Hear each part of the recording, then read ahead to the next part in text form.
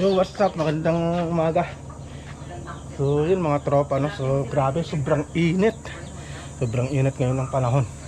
Halos hindi makayanan yung init pag walang nakatutok na electric fan. So, yun. Naramdaman ko yung sobrang init. Kaya, gagawin natin. Magpapaligo tayo ng manok dahil, yun nga, kawawa naman yung mga manok natin dahil sa sobrang init. Baka mamaya, tamaan sila ng sipon. So yun yung gagawin natin mga tropa. So magre-ready rin ako dito ng tubig. Ayan. So ito rin pala yung gamit natin na shampoo sa mga manok natin. Ayan o. So ang papaliguan natin is lahat ng mga broodcock natin saka yung mga stag. So yun yung mga papaliguan natin. Ayun. So yung ganito karami mga tatlo yung gagamitin natin. Tapos siyempre hahaluan natin ng kunting sunrock. Yun. So ganun yung timplada ng aking pagpapaligo. Tapos lalagyan din natin ng kunting sabon. Pero yung powder wag yung liquid. Powder yung ginagamit natin. Detergent powder, kahit na anong detergent powder, basta powder siya para bumula, para makalinis din siya ng mga dumi sa mga paa, ganyan. At ito naman para sa treatment sa mga balahibo nila para matanggal yung mga kuto, ganyan. Yan. So yun, saka isa pa para makatulong sa mga manok natin na nabawasan yung init ng pakiramdam nila. Right, so yun yung gagawin natin mga tropa. Right, so umpisahan na natin ito. So yun mga tropa, so nakapag-mix na tayo ng pangpaligo natin sa mga manok. So nilagay natin dyan is tatlong ganito feather shine, tapos sunrox, saka detergent powder. So unahin natin ngayon paliguan yung ating broodcock. So ito yung ating gold. So, papaliguan natin itong mga ito para mabawasan yung init ng katawan nila. So ito yung ating white gold. Ayan siya. Ligo time, ligo day.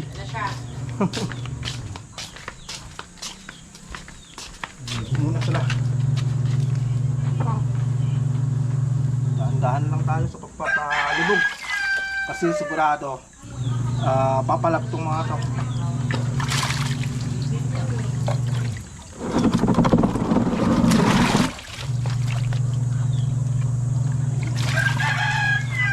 Papalap talaga So buwan lang muna natin isang basa-basa matagal-tagal na hindi nakaligo itong mga ito. Pero ito lang mga tropa, payo ko lang, pag ganun nang papaligo kayo ng manok, iwasan nyo na mailubog itong ulo. Pag itong ulo naman, babasain lang natin siya, parang ganito lang siya. Basa-basain lang natin gamit yung kamay, pero iwasan natin na mailubog sa tinimpla natin kasi may sunrox yan. Mahapdi kasi yan sa mata, kaya yun ang isang iingatan natin. Pag naglulubog tayo ng manok, ganyan lang tahimik na siya Kaya litaw lang yung ulo mga tropa. Ano lang Pero siyempre kailangan natin siyang linisan.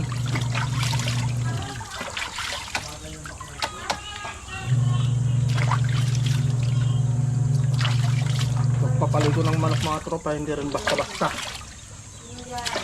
Saka yung pagtitimpla kasi ng sunrock dito sa may paligo nila napakadelikado din, lalo na sa kanilang mga mata. Pero yung kagandahan kasi ng may sunrox yung paligo nila nakakatanggal talaga ng dumi, natatanggal yung dumi nila. Saka isa yun sa nakakatanggal din ng mga puto sa mga manok. Magandang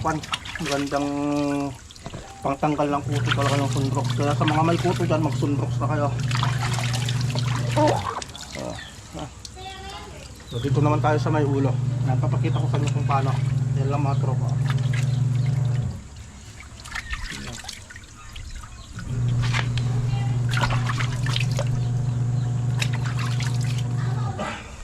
Papaligo ng manok. Mga pa. Para laging malinis. Up.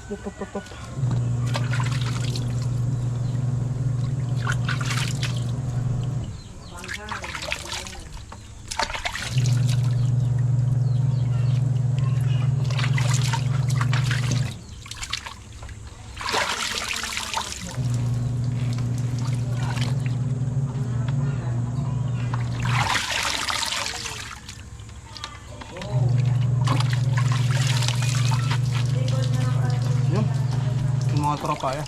Tapos na itong ating broodcock.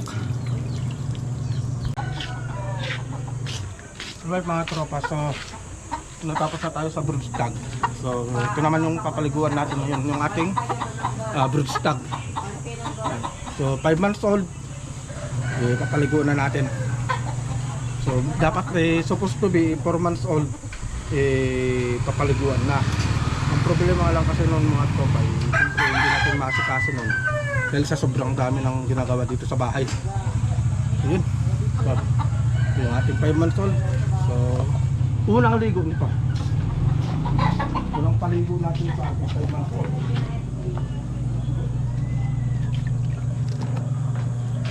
Para hindi sila mabigla, ganyan lang, paunti-unti lang. Oh, yap.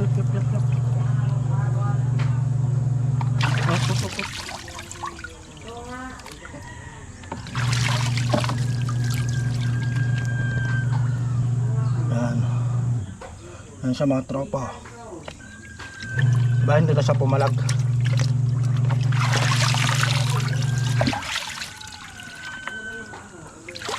Siguraduhin nyo lang mga tropa na yung pagpapaligo nyo ng manok nabasa talaga lahat.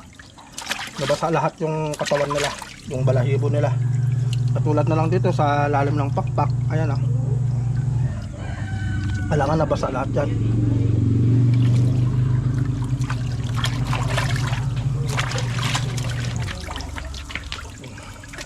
Tapos sa ulo.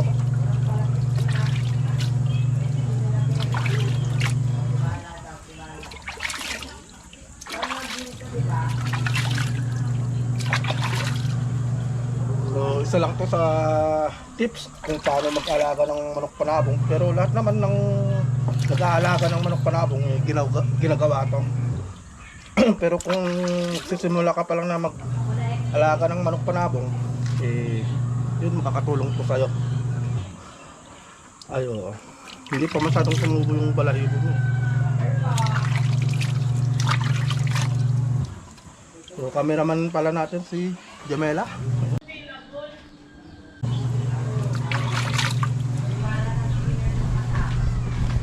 Ready na rin pala ako dun mga tropa oh. Yung mga paglalagyan natin ng mga to. So may nakahanda ng tali.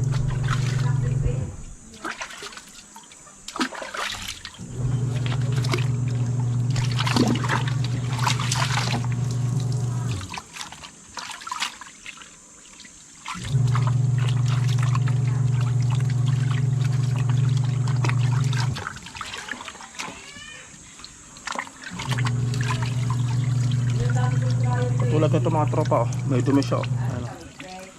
Kailangan tanggalin natin yan.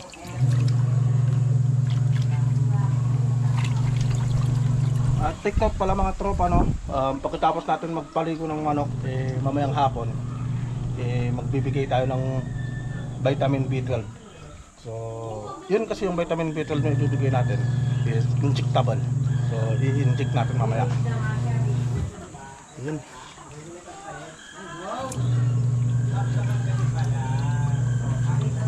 Pero yung pag-i-inject natin ng vitamin C, siguro hindi na natin ipapakita.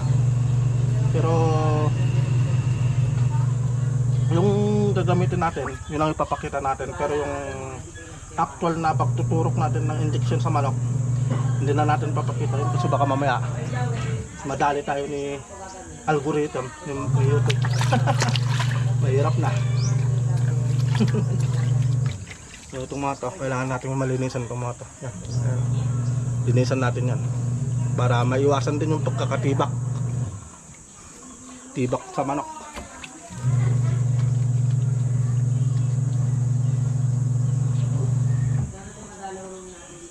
Ay. Diba? Napakadami ng gawain pag may alaga kang manok. Hindi talaga mauubusan. Araw-araw may gagawin ka eh. Pero napakaganda rin naman yun kasi exercise na. Exercise na yung sa katawan.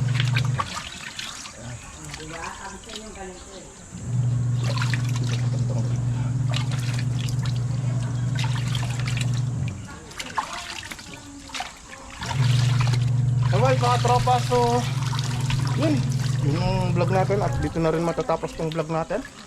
At ipakita ko na sa inyo kung paano tayo magpaligo ng manok at yung timplahan ng manok ng shampoo natin. So may kasamang sunrock saka detergent powder.